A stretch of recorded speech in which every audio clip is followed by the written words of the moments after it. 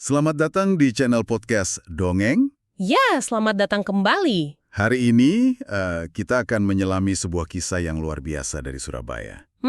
Ini berdasarkan tulisan dari Arin Setiawati. Tapi kita nggak akan bicara soal gedung pencakar langit atau mall-mall megahnya. Bukan itu. Kita akan masuk ke lorong-lorong yang dulu ya dikenal sebagai kawasan lampu merah terbesar se-Asia Tenggara. Sebuah kawasan dengan sejarah yang, sangat kompleks.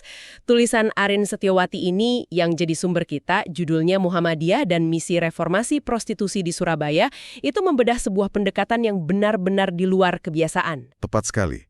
Dan misi kita dalam pembahasan kali ini adalah membongkar gimana sebuah organisasi keagamaan, Muhammadiyah, turun tangan. Ini terjadi pasca penutupan lokalisasi besar-besaran di sana tahun 2014. Caranya unik banget. Sangat unik. Bukan menghakimi, tapi dengan sebuah misi yang mereka sebut sebagai pembebasan. Bayangan deh, sebuah rumah bordil itu dibeli, lalu diubah jadi masjid. Itu baru satu contoh ya. Dan itu baru permulaan. Nah, untuk memahami skala dan kejeniusan intervensi mereka, kita harus paham dulu seberapa dalam sih akar masalah ini di Surabaya. Oke, mari kita bedah ini. Kenapa Surabaya? Kenapa kota ini bisa jadi, epicentrum industri seks yang begitu masif? Pasti ada pemicu historisnya kan? Pemicunya itu sebetulnya menyatu dengan DNA pembangunan kota itu sendiri. Maksudnya gimana tuh? Sumber menjelaskan bahwa prostitusi di Surabaya itu tumbuh seiring deru mesin pembangunan infrastruktur. Oh, seperti... Rel kereta api, pelabuhan, gedung-gedung perkantoran, semua proyek masif itu kan menyedot ribuan tenaga kerja laki-laki dari pedesaan. Urbanisasi pekerja. Oke, masuk akal. Mereka datang ke kota, jauh dari keluarga, jauh dari istri untuk waktu yang lama. Betul. Kebutuhan biologis yang nggak bisa dinegosiasikan, bertemu dengan peluang ekonomi. Sebuah resep klasik untuk lahirnya permintaan akan layanan seks. Dan yang menarik di sini ya, di era kolonial Belanda, permintaan itu ternyata nggak cuma dipenuhi begitu saja. Oh ya? Tapi juga diatur, ada sistem legalnya. Para pekerja seks ini bahkan punya sebutan resmi. Apa sebutannya? Perempuan publik. Mereka didata, terdaftar, dan wajib menjalani pemeriksaan kesehatan berkala. Wow. Untuk mencegah penyebaran penyakit kelamin, katanya. Jadi ini bukan industri bawah tanah yang sembunyi-sembunyi? Ini dilegalkan, dikelola oleh pemerintah kolonial saat itu? Untuk sebagian ya, ini kan bentuk kontrol, tapi di sisi lain ini justru malah melegitimasi, menormalisasi praktek tersebut di lokasi-lokasi tertentu.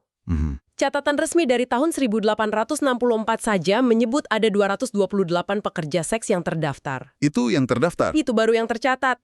Angka realnya di lapangan pasti jauh-jauh lebih besar. Lalu gimana kondisinya saat kekuasaan beralih?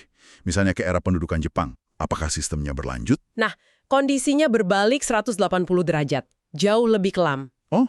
Jika di masa Belanda, beberapa pekerja seks profesional itu mengaku bisa dapat bayaran, hadiah, bahkan tempat tinggal dari klien mereka, para shinyo itu, maka era Jepang adalah mimpi buruk.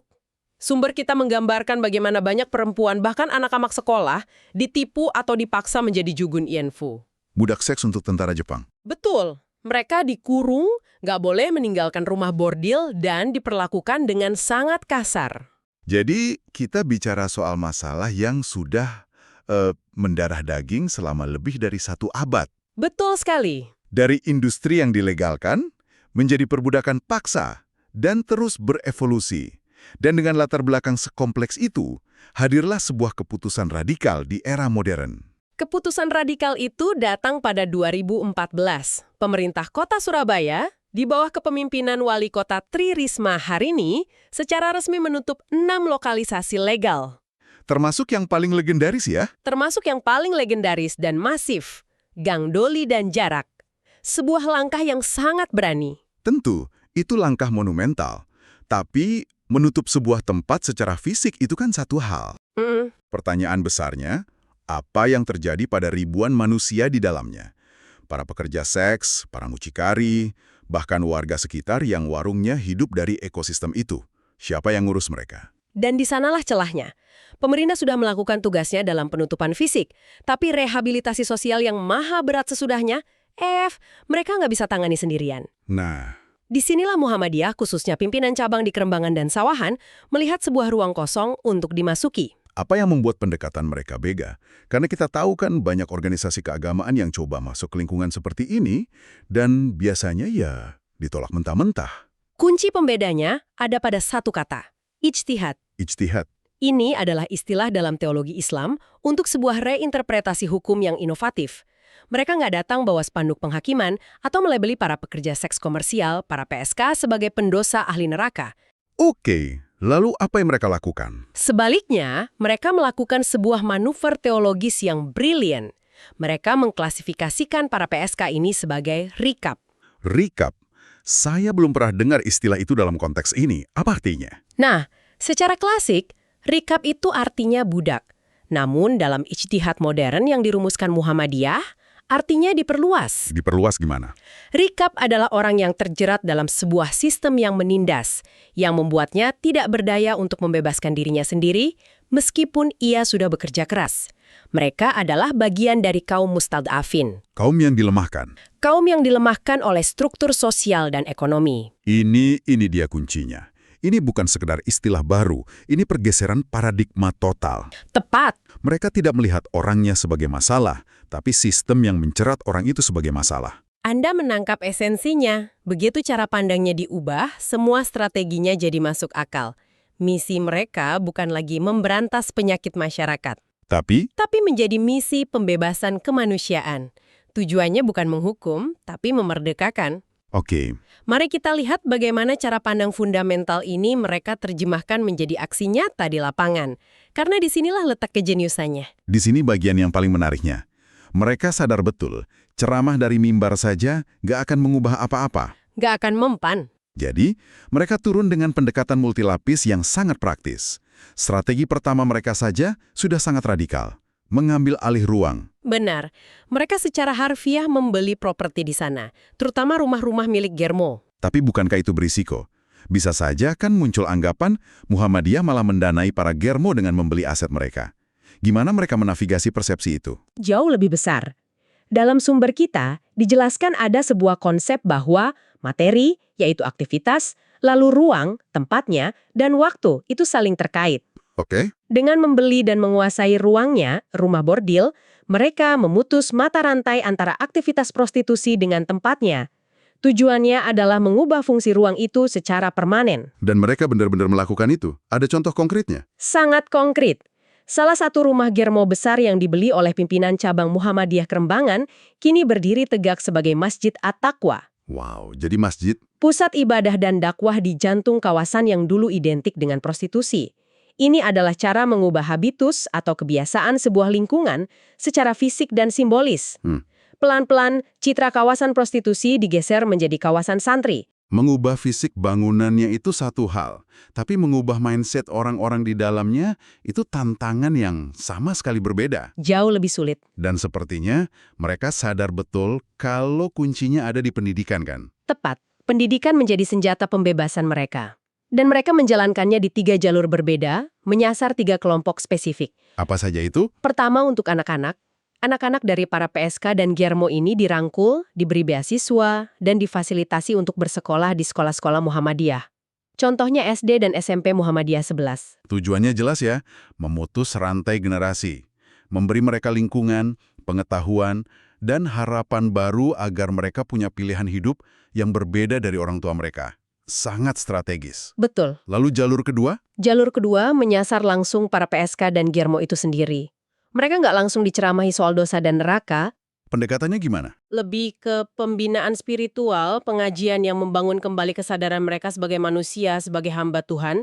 Menariknya, sumber kita mengutip pandangan Karl Marx yang menyebut agama sebagai candu. Oh ya. Muhammadiyah seolah membalikkan konsep itu secara positif. Mereka menawarkan candu spiritualitas untuk menggantikan candu duniawi yang selama ini menjerat mereka. Sebuah pendekatan yang sangat pragmatis. Menggunakan candu yang membangun untuk melawan candu yang merusak. Cerdas. Lalu jalur pendidikan yang ketiga? Yang ketiga, ini mungkin yang paling efektif sebagai pintu masuk. Pendidikan kesehatan. Kesehatan. Iya. Mereka gencar melakukan penyuluhan tentang bahaya HIV/AIDS dan penyakit menular seksual. Ini mereka sebut sebagai dakwah provokatif. Sesuka istilah itu. Dakwah provokatif. Jadi pesannya bukan lagi soal moralitas abstrak, tapi soal hidup dan mati. Ubah percakapan dari kamu akan masuk neraka nanti menjadi kamu bisa mati besok. Level urgensinya langsung beda total. Ancaman kesehatan yang nyata dan fatal menjadi alasan yang sangat logis dan mendesak bagi para pekerja seks untuk mempertimbangkan berhenti demi menyelamatkan nyawa mereka sendiri. Jadi ada pendekatan untuk masa depan anak-anak, untuk jiwa para pekerjanya, dan untuk kesehatan fisik mereka. Sangat komprehensif. Betul. Tapi kita semua tahu, semua nasihat dan penyuluhan ini nggak akan didengar kalau perut mereka keroncongan. Dan Muhammadiyah sangat paham soal itu. Ini membawa kita ke strategi ketiga mereka, bantuan sosial sebagai fondasi. Oke. Mereka rutin membagikan bantuan kebutuhan paling dasar seperti sembako dan uang tunai. Jadi, ini bukan sekedar filantropi kasih ikan, tapi lebih ke strategi untuk membangun fondasi kepercayaan dan memenuhi kebutuhan paling mendasar ya. Sulit ngomongin soal spiritualitas kalau urusan perut aja belum beres. Anda benar sekali. Ini sangat sejalan dengan teori hierarki kebutuhan Abraham Maslow. Piramida Maslow. Betul. Sebelum seseorang bisa berpikir tentang aktualisasi diri atau pencerahan spiritual, kebutuhan fisiologis seperti makan, minum, dan rasa aman itu harus terpenuhi dulu. Dan mereka memenuhi itu. Muhammadiyah secara sadar memenuhi lapisan paling bawah dari piramida itu terlebih dahulu. Dan bukan hanya soal makanan. Maksudnya? Untuk memenuhi kebutuhan akan rasa aman, kasih sayang, dan status sosial, mereka bahkan memfasilitasi program nikah massal. Nikah massal? Iya. Logikanya, banyak yang terjerumus ke dunia ini karena masalah rumah tangga atau kebutuhan biologis yang tak tersalurkan. Pernikahan jadi solusi untuk membendung seksualitas liar, sekaligus memberikan rasa aman dan identitas baru. Bahkan untuk beberapa anak yang lingkungannya dianggap sudah terlalu toksik, mereka diasuh di panti asuhan Muhammadiyah untuk sterilisasi total dari pengaruh buruk. Oke, kebutuhan dasar fisik dan psikologis mulai terpenuhi. Tapi kita belum menyentuh akar masalah utamanya. Ekonomi. Nah, itu dia. Bagaimana mereka menjawab tantangan ini? Karena ini pasti pembenaran utama bagi banyak orang untuk tetap berada di industri itu. Ini adalah strategi keempat, dan mungkin yang paling krusial. Menciptakan kemandirian ekonomi. Mereka nggak hanya bilang berhenti, tapi mereka juga menyediakan, lalu ini gantinya. Mereka memberikan alternatif yang nyata dan berkelanjutan. Seperti apa bentuk konkretnya? Pelatihan saja? Lebih dari itu. Ini paket lengkap. Awalnya memang pelatihan keterampilan, memasak, membuat kue, menjahit, membatik, bahkan usaha cuci motor. Oke. Tapi setelah pelatihan selesai, mereka nggak dilepas begitu saja. Mereka diberi bantuan modal usaha untuk memulai bisnis kecil mereka sendiri. Entah itu warung kopi, jasa laundry, atau toko kelontong. Dan yang paling penting, pasti ada pendampingannya kan? Karena memberi modal tanpa bimbingan seringkali gagal. Tepat sekali. Ada tim yang mendampingi usaha mereka. IT-nya, seperti yang disinggung dalam sumber kita, adalah jika fondasi materi atau ekonomi seseorang sudah kokoh, maka bangunan ide, nilai, dan spiritualitas di atasnya akan lebih mudah diterima dan lebih kuat untuk dipertahankan. Ini benar pendekatan 360 degree. Ruangnya diubah, mindset-nya dididik, perutnya diisi, dan dompetnya diberi solusi. Tapi ada satu hal lagi yang sering kali jadi penghalang terbesar. Apa itu? Stigma sosial. Bagaimana mereka menangani itu? Ini mungkin langkah yang paling transformatif dan menjadi strategi kelima mereka. Pemberian peran. Pemberian peran. Setelah dibantu, mereka tidak diposisikan sebagai objek penerima bantuan yang pasif selamanya. Mereka diajak untuk menjadi subjek, menjadi pelaku. Begitu? Persis. Inilah kunci untuk menghapus stigma secara total.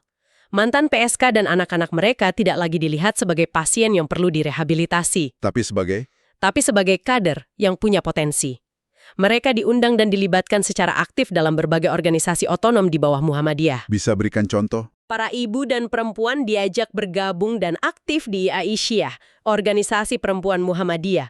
Anak-anak remajanya diajak berkegiatan di Ikatan Pelajar Muhammadiyah atau Pemuda Muhammadiyah. Wow. Ini secara instan memberi mereka identitas baru. Mereka bukan lagi mantan PSK atau anak Germo. Di lingkungan baru itu, mereka adalah anggota Aisyah, kader IPM. Dan dengan begitu mereka mendapatkan kembali harga diri dan rasa memiliki. Ini sudah menyentuh puncak piramida Maslow ya? Betul, kebutuhan untuk dihargai dan aktualisasi diri. Sekat sosial antara mereka dan kami perlahan runtuh. Benar, integrasi sosial itu terjadi secara alami ketika semua orang melebur dalam kegiatan dan identitas yang sama. Jadi, apa artinya semua ini? Setelah membongkar semua strategi ini, apa kesimpulan besar yang bisa kita tarik dari misi Muhammadiyah di Surabaya? Kesimpulannya, ya, ini adalah sebuah studi kasus yang luar biasa tentang bagaimana rehabilitasi sosial yang holistik dan manusiawi itu seharusnya dilakukan. Ini bukan soal penegakan aturan secara kaku, tapi soal pemberdayaan manusia dengan memahami akar masalahnya sampai ke lapisan paling dalam. Dari sejarah kota, tekanan ekonomi, Ya, sampai kebutuhan psikologis yang paling mendasar. Mereka menunjukkan bahwa transformasi sosial yang nyata itu bisa dicapai bukan dengan menghakimi, tapi dengan mengubah total cara pandang kita. Betul. Dari melihat individu sebagai sumber masalah, menjadi melihat sistem sebagai masalah, dan kemudian fokus pada upaya membebaskan manusia dari jerat sistem tersebut. Dan ini pada akhirnya menimbulkan sebuah pertanyaan penting untuk kita semua, kan? Apa itu? Jika pendekatan yang berfokus pada pembebasan pemenuhan kebutuhan dasar dan penghapusan stigma ini bisa berhasil dalam konteks rumit lokalisasi prostitusi terbesar se-Asia Tenggara, di mana lagi model seperti ini bisa kita terapkan?